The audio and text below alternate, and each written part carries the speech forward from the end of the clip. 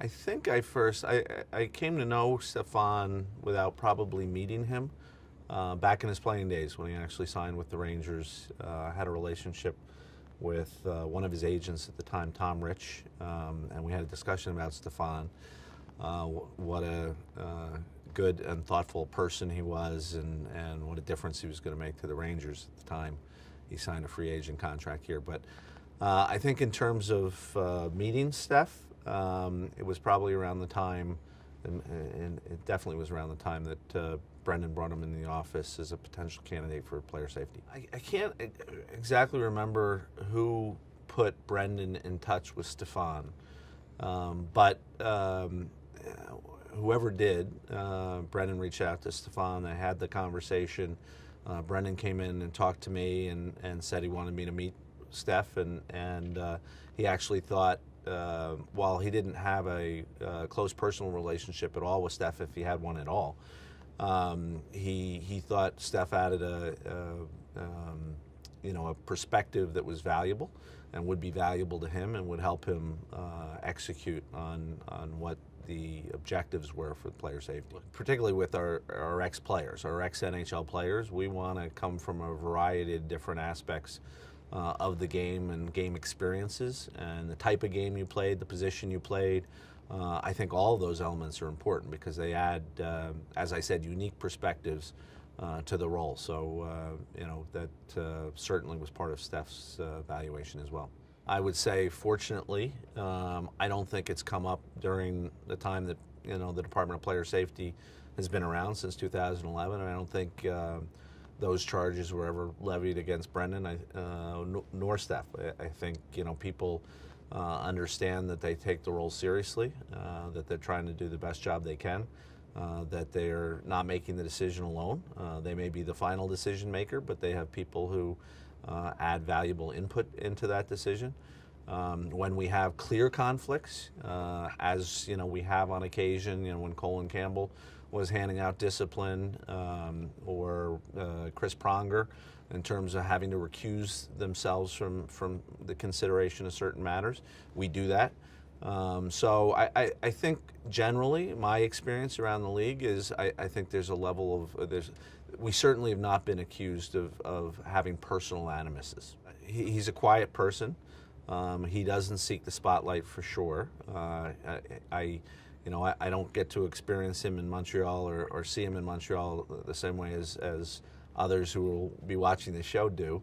But I can tell you, he certainly is not one who seeks the spotlight, but he is one who's comfortable in his own skin and making tough decisions, having to deal with the fallout from those tough decisions, whether it's difficult conversations with managers or coaches or players, or even sometimes owners. So he's been able to navigate that well, and I actually really respect the way he's been able to adjust, because I think his first year in the job it was all new to him, and he took it in stride. He learned every day, and I think he's done a really good job mastering it. Well, I mean, I think what you've seen over the history of the player safety department is that the number of our suspensions and the length of our suspensions have typically trended down.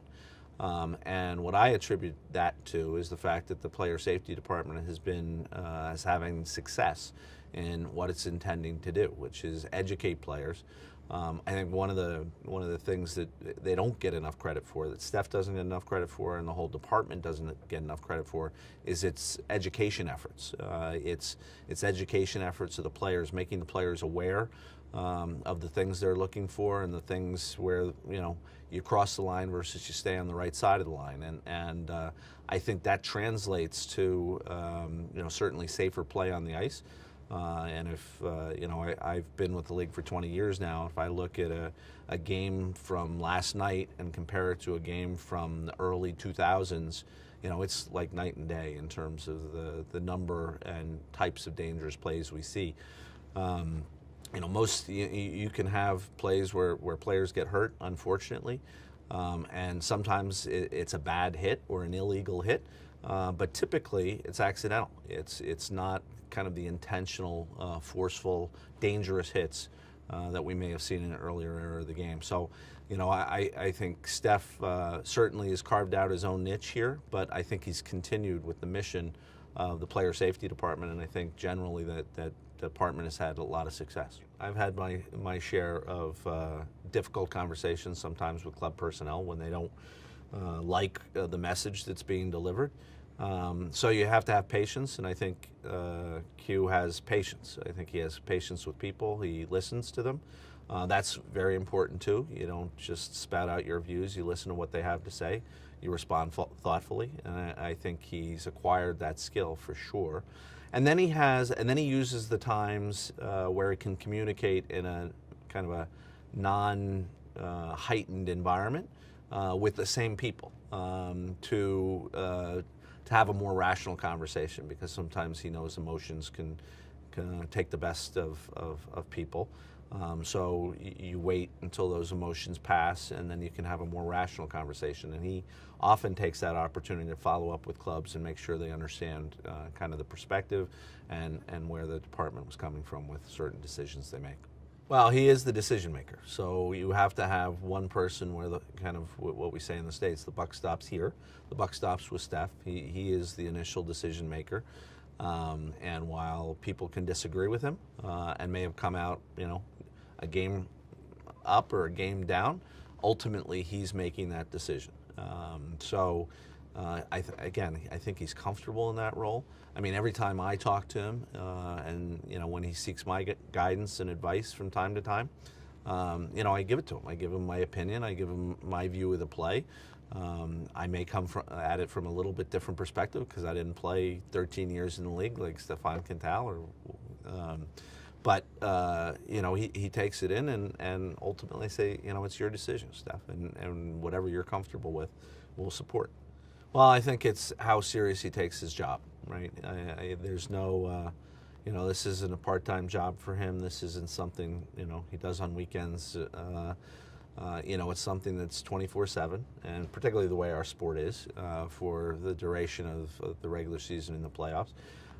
So he takes it very seriously. He understands the magnitude of the decisions he has to make on the game, on the future of the game, on the competitiveness of the game, and he's able to do that on such an even-keeled basis. That's perhaps more than anything else what I admire most about the way he goes about things.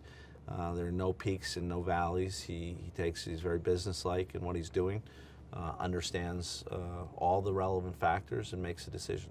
Well, I don't think he's had any language barriers or difficulties at all. I think he speaks English very, very well. As a matter of fact, probably better than he thinks he does. I think part of the reason he may not want the spotlight, may not do as many public interviews in English as he, you know, might be asked to do, is he may have some discomfort with it. But I can tell you, from as a kind of a third party who has to communicate with him on a regular basis, that's not a barrier to his being successful. He's, you know, he comes across as very professional.